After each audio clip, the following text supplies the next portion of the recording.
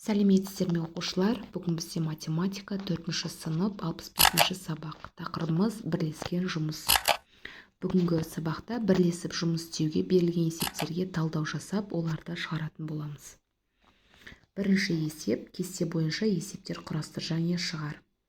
Бірінші тігінші 5 бұйым сағатына, екінші тігінші 8 бұйым сағатына, үшінші тігінші 12 бұйым сағатына тікті. Бірдей сағатта олар қанша бұйым тігеді? В1 5 бұйым, В2 8, В3 12 деп алдық. Уақыты 3 сағат. Жұмысы белгісіз. Аны табу үшін В-ны көбейтеміз т-ға. В тең В1 қосу В2 қосу В3 бізде болады 25 бұйым, үшеуінің өнімділігі. Аны табу үшін 25-ті 3-ке көбейтеміз, 75 бұйым. 3 тігінші бірлесіп 75 бұйым жасайды екен 3 сағатта. Екінші есеп, есепті шығар. Екі шалғышы бірлесіп 360 метр квадрат жердің шөбін шапты. Олардың біреуі 1 сағат, ал екіншісі 2 сағат жұмыс істеді. Егер жұмыс өнімділіктері бірдей болса, әрқайсысы қандай ауданның шөбін шапты? Біріншісі А, яғни бірлесіп жұмыс деген жұмысының жұмысы 360 метр квадратқа тең. Т1 1 сағат, бірінші жұмысшының уақыты 1 сағат, екіншісі 2 сағат. Өнімділігі тең, бірдей. А1-ді табуымыз керек, А2-ні табуымыз керек. Бірінші екеуінің уақыттарын қосамыз, 3 сағат екеуінің бірлесіп жұмыс істегені. Одан кейін В тең А бөлу Т. Жұмыстан уақытты бөлеміз. 360 бөлеміз 3, 120 метр квадрат сағатына әрқайсының өнімділігі. А1-ді табу үшін В-ны Т-ға көбейтеміз. 120-ны 1-ге көбейтеміз, 120 метр квадрат. Бір шалғышы. Екіншісі 120-ны 2-ге көбейткенде 240 метр квадрат. Екі шалғышы жауабы, бір шалғышы 120 метр квадрат, екіншісі 240 метр квадрат шөп шапты. Үшіншісі, есепті шығар. Телефон жөндеуші бір күнде 11 нысанға қызмет көрсетеді. Егер күнде дәл осындай мөлшерде жұмыс істейтін болса, онда ол 77 нысанға қанша күн қызмет көрсетеді? Яғни В тең 11 нысан күнне, жұмысы 77 нысан, уақыты қанша күн екен белгісіз. Уақытты табу үшін жұмыстан өнімділікті бөлеміз. 77-ні 11-ге бөлгенде 7 күн. 7 күн қызмет көрсету керек екен. Төртінші есеп, ұзындығы 900 км жолдың жөндеу жұмыстарын бір бригада 30 күнде, ал екіншісі дәл осы жұмысты 45 күнде аяқтайды. Екі бригада жолдың екі жақ шетінен бір уақытта бастап, осындай еңбек өнімділігімен жұмыс істейтін болса, бұл жұмысты қанша уақытта аяқтайды? Яғни А жұмысымыз 900 километрға тең, бірдей Т1 30 күн, Т2 45 күн, Т бірлесіп жұмыс істегеніміз белгісіз. В1-ді табу үшін Аны бөлеміз Т1-ға. 900-ді 30-ға бөлгенде 30 километр күніне бірінші бригада. В2-ні табу үшін 900-ді 45-ке бөлеміз. 20 километр күніне екінші бригада. Енді екеуінің өнімділіктерін табамыз. 30-ды 20-ға қосқанда 50 километр күніне, біріккенде екеуінің бірлескен өнімділігі 50 километр күніне. Енді уақытты табамыз. Аны бөлеміз В-ға, 900-ді бөлеміз 50-ге, сонда 18 күн. Екеуі бірлесіп жұмысты 18 күнде аяқтайды екен. Бесінші есеп, кесте бойынша өрнек құр және жаз, олардың мәнін тап. Қосылғыш 52416 бөлу 52. Қосылғыш 11 көбейту 451. Яғни бізде 52416-ны бөлеміз, қосамыз 11 көбейтілген 451. Бізде бірінші амал 52416-ны 52-ке бөлеміз 1008. Одан кейін екінші амал 411 көбейтілген 11, 4961 шығады. Үшінші амал екеуінің мәндерін қосамыз, сонда өрнегіміз 5969-ға тең.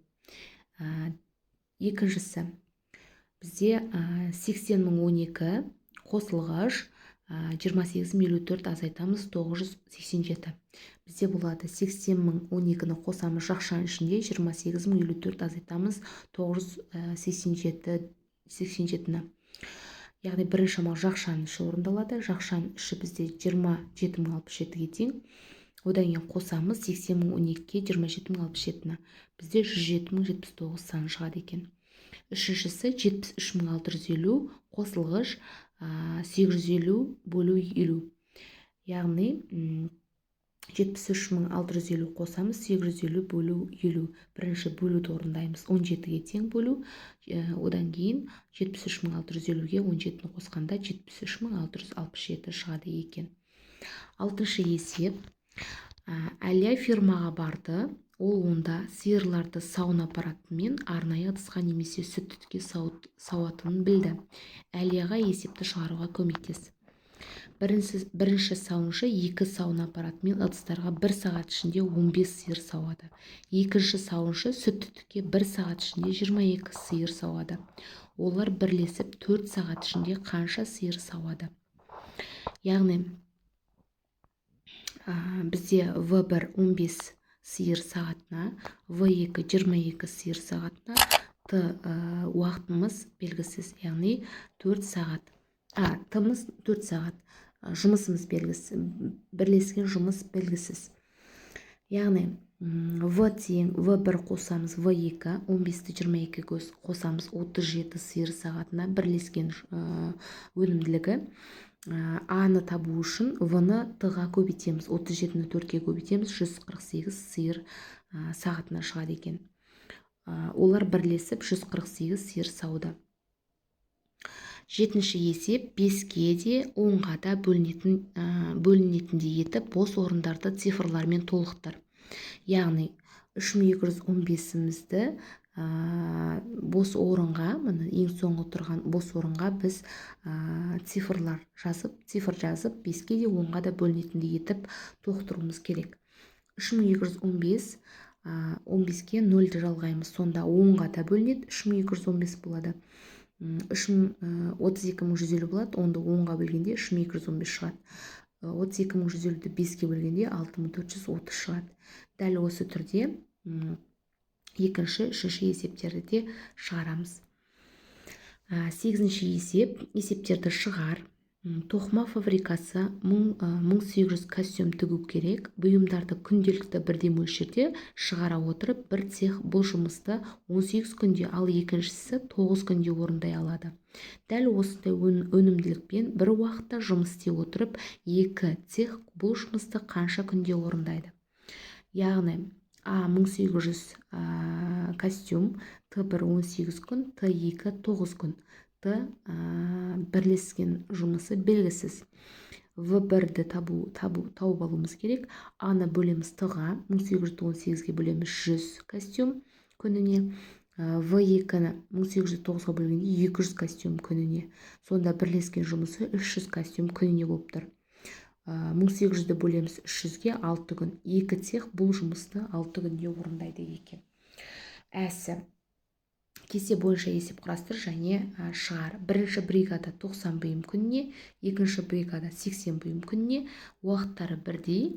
Бірінші бригаданың жұмысы 540 бұйым, екіншісі белгісіз. Яғни оны табу үшін В1 90, В2 80, Т бірдей, А1 540 бұйым, А2 бұйым белгісіз. Т-ны тауып аламыз. А1 бөлеміз В, 540-ты 90-ға бөлеміз 6 күн. А2-ні табу үшін В2 көбейту Т. 80-ді 6-ға көбейтеміз 480 бұйым. Екінші бригада 480 бұйым жасайды екен. 9-шы есеп. Мұндай есептерді шығару кезінде мұқият бол. Оларды әдеттегі тәсілмен шығаруға бола ма? Үй қояндары 5 күнде 12 килограмм сәбіз жейді. Күнне осы мөлшерде берілетін болса, оларға 24 килограмм сәбіз неше күнге жетеді? Яғни 5 күнде 12 килограмм, күніне 24 килограмм, күнде 24-ті 12-ке бөлеміз 2, 5-ті көбейтеміз 2, 10 күн, 24 килограмм сәбізді 10 күнде жейді екен.